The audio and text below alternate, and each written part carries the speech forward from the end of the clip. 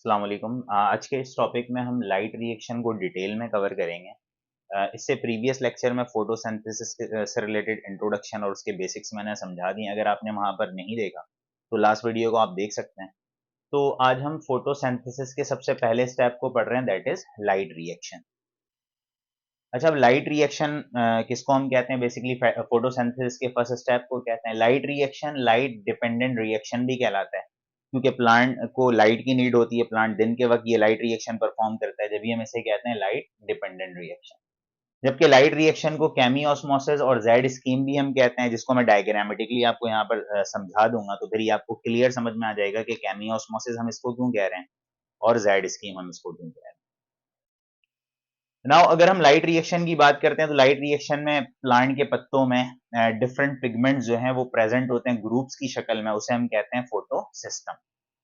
ठीक है, जिसको मैं आपको डायग्रामेटिकली यहाँ पर समझा दूंगा कि भाई फोटो सिस्टम हम किसे कहते हैं। अच्छा, अभी आपने फिलहाल ये याद रखना है कि फोटो सिस्टम दो तरह के होते हैं। एक को हम कहते हैं PS1 फोटो सिस्टम 1, और एक को हम कहते हैं PS2 फोटो सिस्टम 2। अच्छा, फोटो सिस्टम जो 1 है वो एब्जॉर्ब करता है लाइट को, ऐसी लाइट को जिसकी वेवलेंथ होती है 700 नैनोमीटर। जबकि फोटो सिस्टम 2 ऐसी लाइट को एब्जॉर्ब करता है जिसकी वेवलेंथ होती है 680 नैनोमीटर। ये दोनों डिफरेंस है बेसिकली फोटो सिस्टम 1 और फोटो सिस्टम 2 से रिलेटेड। अच्छा, अब लाइट रिएक्शन एक ऐसा रिएक्शन होता है, लाइट रिएक्शन के दौरान बेसिकली प्लांट बनाता है ATP एंड NADPH। ठीक है, आपने ये याद रखना है कि लाइट रिएक्शन के दौरान प्लांट के बॉडी के अंदर बेसिकली प्लांट दिन के वक्त बनाता है क्या है? ATP बनाता है और NADPH, जबकि ऑक्सीजन को as a by product release कर रहा होता है। ठीक है, किस तरह रिलीज कर रहा होता है हम डायग्रामेटिकली इसको डिटेल में देखेंगे, लेकिन ये बेसिक आपको बताना बहुत जरूरी है।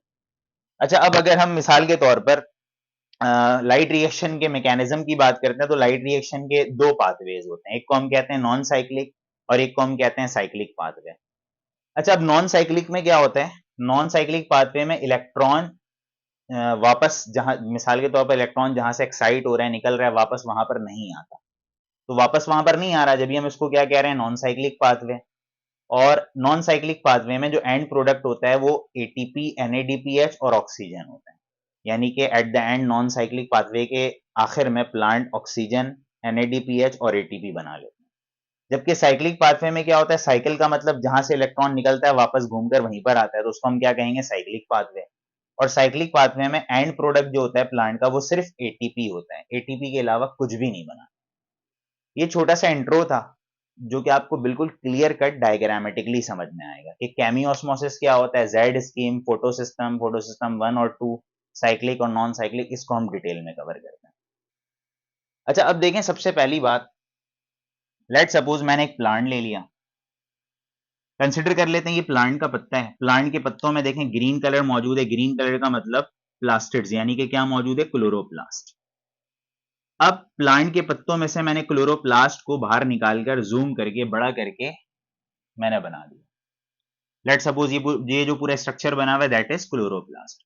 अच्छा, जब आप क्लोरोप्लास्ट को देखेंगे तो क्लोरोप्लास्ट के अंदर ये मेम्ब्रेनस स्ट्रक्चर मौजूद होते हैं।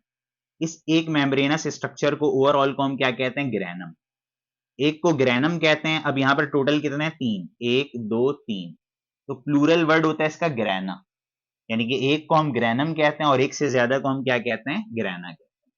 बाकी इसके अलावा क्लोरोप्लास्ट के अंदर फ्लूइड मौजूद होता है, उस फ्लूइड को हम क्या कहते हैं? स्ट्रोमा कहते हैं। ठीक है।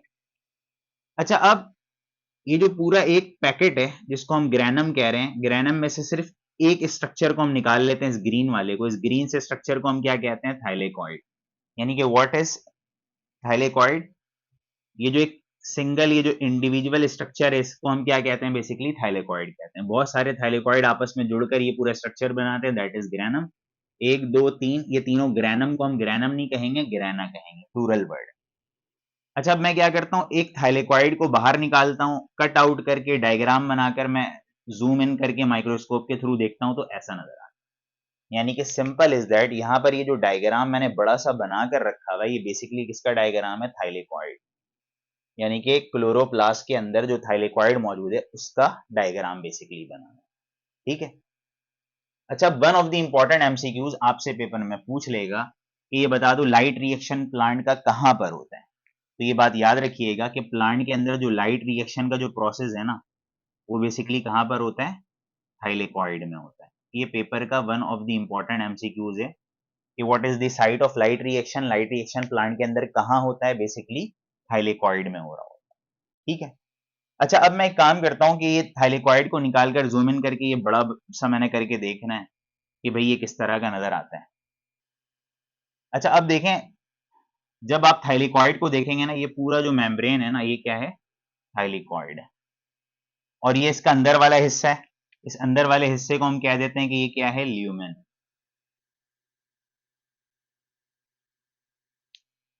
अब आमतौर पर होता क्या है कि बहुत सारे फोटोसिंथेटिक पिगमेंट्स, यानी कि थाइलेकॉइड के अंदर ये पिगमेंट्स ग्रीन ग्रीन से मैंने बनाए हुए हैं, जिसमें क्लोरोफिल ए और बी डिफरेंट पिगमेंट्स अरेंज हुए हुए रहते हैं। ये अरेंज होने के बाद एक स्ट्रक्चर बना रहे हैं, इसको हम कहते हैं फोटोसिस्टम 2। ठीक है। जैसे कि मैंने यहाँ पर बताया था कि फोटोसिस्टम हम किसको कहते हैं? डिफरेंट पिगमेंट जो अरेंज हुए हैं इसको हम कहते हैं फोटोसिस्टम। यहाँ पर भी देखें, डिफरेंट पिगमेंट्स अरेंज हुए हुए हैं ग्रीन कलर के, इसको भी हम क्या कहेंगे? फोटोसिस्टम। लेकिन इस वाले को हम फोटो सिस्टम 2 कहते हैं और इस वाले को हम क्या कहते हैं? Photo system 1। इन दोनों में डिफरेंस बेसिकली है क्या? ये जो सनलाइट आता है ना,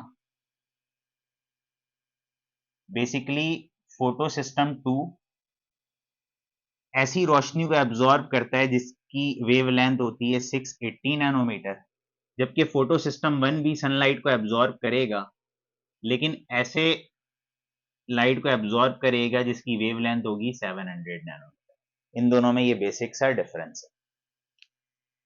ठीक है। अब ऑलरेडी आप जानते हैं कि जो थाइलेकॉइड है क्लोरोप्लास्ट में, क्लोरोप्लास्ट कहां पर मौजूद है? पत्तों के अंदर। अब सबसे पहले क्या हुआ? प्लांट के पत्तों में मौजूद होता है वाटर। ठीक है।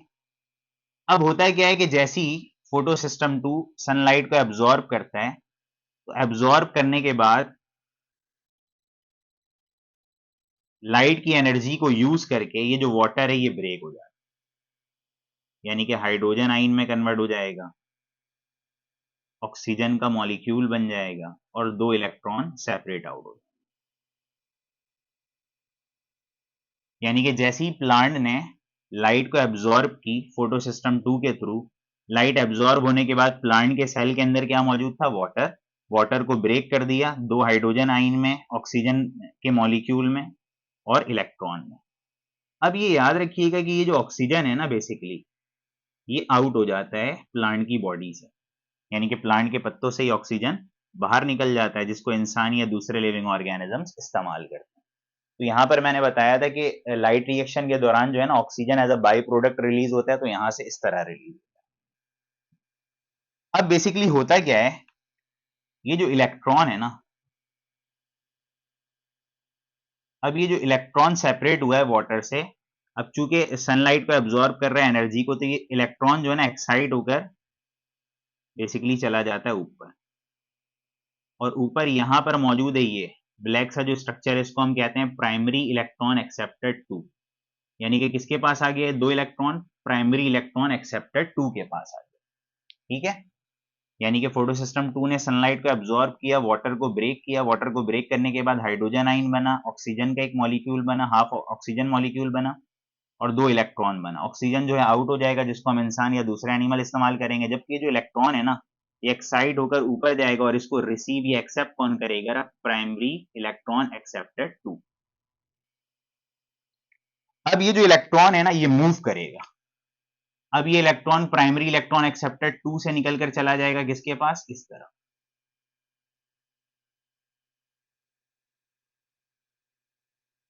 ये जो ब्लू कलर की बॉडी मैंने बनाई, इसको हम कहते हैं PQ, प्लास्टोक्विनोन। ठीक है। अब ये इलेक्ट्रॉन मूव करके किसके पास आ गया? प्लास्टोक्विनोन के पास। फिर ये इलेक्ट्रॉन प्लास्टोक्विनोन से मूव करता है किसके पास? इस रेड वाले स्ट्रक्चर के पास, इसको हम कहते हैं CC, साइटोक्रोम कॉम्प्लेक्स। अब साइटोक्रोम कॉम्प्लेक्स से ये इलेक्ट्रॉन मूव कर जाता है इस ब्लू कलर की बॉडी के पास, इसको हम कहते हैं PC, प्लास्टोसायनिन। और फिर ये इलेक्ट्रॉन यहां से मूव करके किसके पास आ जाता है? फोटो सिस्टम 1 के पास। यानी कि सिंपल इज दैट 2 इलेक्ट्रॉन यहां पर आया, फिर 2 इलेक्ट्रॉन यहां पर आया, अब 2 इलेक्ट्रॉन कहां पर आ गया? फोटो सिस्टम 1 के पास। अब आपको ऐसा महसूस हो रहा है कि जो इलेक्ट्रॉन था एक्साइट होकर लाइट एनर्जी को एब्जॉर्ब करने के बाद जम करके ऊपर चला गया, इसकी एनर्जी ज्यादा थी। प्राइमरी इलेक्ट्रॉन एक्सेप्टर 2 से फिर ये आहिस्ता आहिस्ता वापस कहां पर आ रहा है, नीचे, यानी कि इसकी एनर्जी कम होते जा रही है, अपनी एनर्जी को रिलीज कर रहा है। और एक वक्त ऐसा आता है कि इतनी एनर्जी रिलीज हो जाती है कि नीचे आकर कहां पर आ जाता है, फोटो सिस्टम 1 के पास। ठीक है, अब फोटो सिस्टम 1 जो है ये भी सनलाइट एब्जॉर्ब कर रहा है, ऐसी सनलाइट को एब्जॉर्ब कर रहा है जिसकी वेवलेंथ कितनी है, 700 नैनोमीटर। अब जैसी सनलाइट एब्जॉर्ब करता है, ये जो इलेक्ट्रॉन है ना, ये दोबारा एक्साइट करता है, ये इलेक्ट्रॉन एक्साइट करता है, एक्साइट करने के बाद इधर आ जाता है। अब हम इसको क्या कहते हैं, प्राइमरी इलेक्ट्रॉन एक्सेप्टर 1। अब ये इलेक्ट्रॉन इधर आ गया। फिर ये जो इलेक्ट्रॉन है प्राइमरी इलेक्ट्रॉन एक्सेप्टर से 1 से निकलकर कहां पर आता है, फेरेडॉक्सिन प्रोटीन के पास, इस ब्लू से स्ट्रक्चर के पास। फिर फाइनली कहां पर आ जाता है, इस रेड से स्ट्रक्चर के पास, ये 2 इलेक्ट्रॉन आ जाता है जिसको हम क्या कहते हैं, NADP रिडक्टेज। अच्छा, अब आप इलेक्ट्रॉन को देखें, इलेक्ट्रॉन एक जगह से निकलकर दूसरी जगह चेन की शक्ल में जा रहा है, तो उसको हम कहते हैं इलेक्ट्रॉन ट्रांसपोर्ट चेन। यानी कि इलेक्ट्रॉन वाटर से निकला, फोटो सिस्टम 2 से गुजरता हुआ primary electron acceptor 2, plastoquinone, cytochrome complex, plastocyanin, photo system 1, फिर प्राइमरी इलेक्ट्रॉन एक्सेप्टर 1, फिर फेराडॉक्सिन, फिर NADP रिडक्टेज के पास पहुंच जाता है। अच्छा, अब आप जरा देख रहे हैं यहाँ पे, यहाँ पर जो इलेक्ट्रॉन मूव कर रहे हैं ना, इस तरह ये Z की शक्ल में कर रहे हैं। जब भी हम इसको क्या कहते हैं, लाइट रिएक्शन को Z स्क्रीन। आई थिंक ये कॉन्सेप्ट आपको क्लियर समझ में आ गया होगा कि इलेक्ट्रॉन एक्साइट होने के बाद ये जो ट्रेवल कर रहा है ये Z की शक्ल में कर रहा है, जब भी हम इसे क्या कहते हैं, Z स्क्रीन कहते हैं। ठीक है, अच्छा, अब ये जो इलेक्ट्रॉन NADP रिडक्टेज के पास पहुंचा, ये बेसिकली क्या है, एंजाइम। यहां पर पहले से मौजूद होता है प्लांट के बॉडी के अंदर ऑलरेडी NADP प्लस। सही है, ये हाइड्रोजन को लेता है और ये जो 2 इलेक्ट्रॉन आया इसके पास, इसको लेकर ये बना देता है NADPH। यानी कि NADP के पास जो 2 इलेक्ट्रॉन गया है उसके पास पहले से NADP प्लस मौजूद होता है और हाइड्रोजन आइन भी यहां पर मौजूद होता है, तो इन सबको जोड़कर क्या बनाता है, NADPH बनाता है। अब यहां पर आप जरा देखिएगा, लाइट रिएक्शन में मैंने क्या कहा था कि लाइट रिएक्शन के दौरान बेसिकली क्या बनता है, NADPH बनता है, ऑक्सीजन का मैंने बता दिया कि रिमूव आउट हो गया, ATP बनता है। अभी तक ATP के बारे में मैंने नहीं बताया। ठीक है, अब यहां पर आप देखें जरा, इलेक्ट्रॉन जो यहां से निकला है एट द एंड यहां पर आकर ये इसके साथ कंबाइन हो गया, इलेक्ट्रॉन वापस नहीं आया, तो इस पाथवे को हम क्या कहेंगे, जहां से इलेक्ट्रॉन निकला है वापस नहीं आया, तो इसको हम क्या कहेंगे, नॉन साइक्लिक पाथवे कहेंगे। यानी कि नॉन साइक्लिक पाथवे में क्या होता है, electron does not come back, वापस नहीं आता। और नॉन साइक्लिक पाथवे में एंड प्रोडक्ट क्या बनता है, ATP, NADPH और ऑक्सीजन, जिसमें से अभी तक हमें ATP के बारे में नहीं पता चला कि ATP कहां बने। ठीक हो गया, यहां तक समझ में आ गया। तो इसको हम क्या कहते हैं, नॉन साइक्लिक पाथवे कहते हैं बेसिकली। अच्छा, प्लांट के अंदर ये याद रखिएगा कि लाइट रिएक्शन में 90% केसेस में ना नॉन साइक्लिक पाथवे ही रन कर रही होती है, यानी कि इसी तरह प्लांट के बॉडी के अंदर NADPH वगैरह बन रहे होते हैं नॉन साइक्लिक पाथवे। अब बेसिकली क्या होता है, ये जो इलेक्ट्रॉन जब मूव कर रहा होता है ना, इलेक्ट्रॉन प्राइमरी इलेक्ट्रॉन एक्सेप्टर 2 से कहां पर आ गया, प्लास्टोक्विनोन साइटोक्रोम कॉम्प्लेक्स को जरा आप गौर से देखें, ये थाइलेकॉइड मेम्ब्रेन के इनकॉर्पोरेट हुआ हुआ, यानी कि एक एंड से दूसरे एंड पर। जब ये इलेक्ट्रॉन मूव करता है ना साइटोक्रोम कॉम्प्लेक्स से, तो साइटोक्रोम कॉम्प्लेक्स को इतनी एनर्जी देता है कि साइटोक्रोम कॉम्प्लेक्स थाइलेकॉइड के बाहर मौजूद हाइड्रोजन को उठाता है, इलेक्ट्रॉन की एनर्जी को यूज करता है और इलेक्ट्रॉन की एनर्जी को यूज करके हाइड्रोजन को बाहर से कहां लेकर आ जाता है, अंदर लेकर। सही है, ये हाइड्रोजन आ गया अंदर। अब हमें ऐसा लग रहा है कि अंदर हाइड्रोजन की कंसंट्रेशन बढ़ गई। ठीक है, और यहां पर ऑलरेडी आप जानते हैं कि वाटर का जो मॉलिक्यूल ब्रेक हो रहा है इसकी वजह से भी हाइड्रोजन आइन मिल रहा है, तो यहां पर हाइड्रोजन आइन की कंसंट्रेशन बढ़ गई। अब ये बात याद रखिएगा कि जो इलेक्ट्रॉन मूव कर रहा है प्राइमरी इलेक्ट्रॉन एक्सेप्टेड 2 से प्लास्टोक्विनोन, फिर साइटोक्रोम कॉम्प्लेक्स, फिर प्लास्टोसाइनिन, फिर फोटोसिस्टम 1, लेकिन साइटोक्रोम कॉम्प्लेक्स को इलेक्ट्रॉन इतनी एनर्जी देता है कि हाइड्रोजन को उठाता है बाहर से लाकर अंदर छोड़ देता है। अब अंदर हाइड्रोजन आयन की कंसेंट्रेशन क्या हो गई, बहुत ज्यादा हो गई। अब थाइलेकॉइड के ही अंदर एक मोटर लगा हुआ होता है, उसको हम क्या कहते हैं बेसिकली, एटीपी सिंथेज। अब एटीपी सिंथेज का काम क्या है कि अंदर हाइड्रोजन आयन की कंसेंट्रेशन जो बढ़ी हुई है ना, इस हाइड्रोजन आयन को दोबारा से एटीपी सिंथेज जो है बाहर निकाल दे वापस, ताकि इसकी कंसेंट्रेशन क्या हो जाए, नॉर्मलाइज। जब ये हाइड्रोजन बाहर मूव करता है तो हाइड्रोजन बाहर मूव करते हुए प्लांट के अंदर जो एडीपी होता है उसमें इनऑर्गेनिक फॉस्फेट को ऐड करवा कर क्या बना देता है, एटीपी। ठीक है। अच्छा, अब एटीपी भी बन गया, यहाँ पर NADPH बन गया और यहाँ पर ATP बन गया, लेकिन ये आपको क्लियर कट पता होना चाहिए कि कैसे बना। बेसिकली इलेक्ट्रॉन के एनर्जी के ही थ्रू बना। इलेक्ट्रॉन ने एनर्जी दिया साइटोक्रोम कॉम्प्लेक्स को, उसने हाइड्रोजन आयन को अंदर मूव किया। अब हाइड्रोजन आयन की कंसेंट्रेशन बढ़ गई है, तो ये जो एटीपी संदेश है उस हाइड्रोजन आयन को बाहर फेंक देगा। बाहर फेंकेगा तो उस हाइड्रोजन आयन के मूवमेंट की वजह से, एनर्जी की वजह से एडीपी प्लांट के अंदर पहले से मौजूद होती है, वो फॉस्फेट को अपने साथ जोड़कर क्या बना देगा, एटीपी। इस तरह एटीपी की सिंथेसिस हो गई। अच्छा, अब हम लाइट रिएक्शन को क्या कहते थे, केमियोस्मोसिस। केमियोस्मोसिस हम क्यों कह रहे हैं बेसिकली, कि यहाँ पर क्या हो रहा है, देखें यहाँ पर लिख रखा है मैंने, केमियोस्मोसिस मूवमेंट ऑफ आइंस। यहाँ पर क्या हो रहा है, आइंस मूव कर रहे हैं जहां पर कंसेंट्रेशन ज्यादा है वहां से कम की तरफ, और क्या बना रहा है, एटीपी। इसे हम क्या कहते हैं, केमियोस्मोसिस। तो movement of ions across semi permeable membrane down the electrochemical gradient, इस प्रोसेस को हम क्या कहते हैं, केमियोस्मोसिस। जब भी लाइट रिएक्शन को आप क्या कहते हैं, केमियोस्मोसिस भी कहते हैं। ठीक है। अच्छा, नाउ अब हम आगे की तरफ मूव करते हैं कि अब प्लांट के अंदर साइक्लिक पाथवे भी रन कर रहा होता है। सही है। साइक्लिक पाथवे हम किसको कहते हैं, वैसे याद रखिएगा, प्लांट के अंदर जो लाइट रिएक्शन होता है 90% केसेस में नॉन साइक्लिक होता है, जो मैंने आपको बताया है। लेकिन समहाउ प्लांट के अंदर नॉन साइक्लिक पाथवे भी हो रहा होता है। अब साइक्लिक पाथवे प्लांट के अंदर कब रन कर रहा होता है, यहां पर मैंने लिख रखा है कि when cyclic pathway occur, plant के अंदर कब साइक्लिक पाथवे रन कर रहा होता है। वैसे आमतौर पर तो नॉन साइक्लिक रन कर रहा होता है। अब लेट सपोज प्लांट के अंदर फोटो सिस्टम 2 ब्लॉक हो गया, यानी कि फोटो सिस्टम 2 काम नहीं कर रहा, तो प्लांट क्या परफॉर्म करेगा, cyclic path. Let suppose plant के अंदर एटीपी की कमी है, तो प्लांट क्या परफॉर्म करेगा, cyclic path. Let suppose plant के अंदर NADPH बहुत है, इसको नहीं चाहिए प्लांट को, तो प्लांट क्या परफॉर्म करेगा, साइक्लिक पाथ। या प्लांट के अंदर जो इंटेंसिटी ऑफ लाइट है वो बहुत लो है, यानी कि उसके सराउंडिंग में इंटेंसिटी ऑफ लाइट लो है, यानी कि 680 नैनोमीटर की लाइट नहीं आ रही है, 700 नैनोमीटर की लाइट आ रही है, तो प्लांट क्या परफॉर्म करेगा, साइक्लिक पाथवे परफॉर्म करेगा। ठीक है। ये आपसे पेपर में रीजनिंग क्वेश्चन भी पूछ सकता है, रीजंस के तौर पर याद रखिएगा। अब साइक्लिक पाथवे में होता क्या है बेसिकली, साइक्लिक पाथवे में होता ये है कि अब जो भी लाइट है ना वो एब्जॉर्ब कौन कर रहा है, फोटो सिस्टम 1। अब फोटो सिस्टम 1 पर भी यहां पर बिल्कुल उसी तरह ये जो 2 इलेक्ट्रॉन है एक्साइड किया।